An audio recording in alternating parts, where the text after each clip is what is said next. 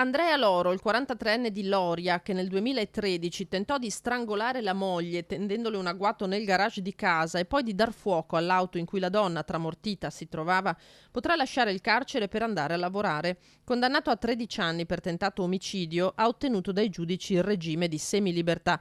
Ha già trovato un'occupazione e di giorno potrà lavorare e recarsi a casa dei genitori. Una concessione che l'ex moglie Matilde, residente ora in un'altra regione con i figli, si aspettava. Molto meno le considerazioni del tribunale a corredo del provvedimento, secondo cui all'origine della decisione di Loro di uccidere la donna ci sarebbe stato il fatto che lei, dotata di uno spessore culturale di molto superiore al suo, dimostrava a suo dire scarsa dedizione ai lavori di casa e ai figli. Duro il commento della diretta interessata. Mi sento offesa come donna, mi sento ferita come madre, lo dico per me, ma credo di dirlo a nome di tante altre vittime. L'Italia sta precipitando nel Medioevo.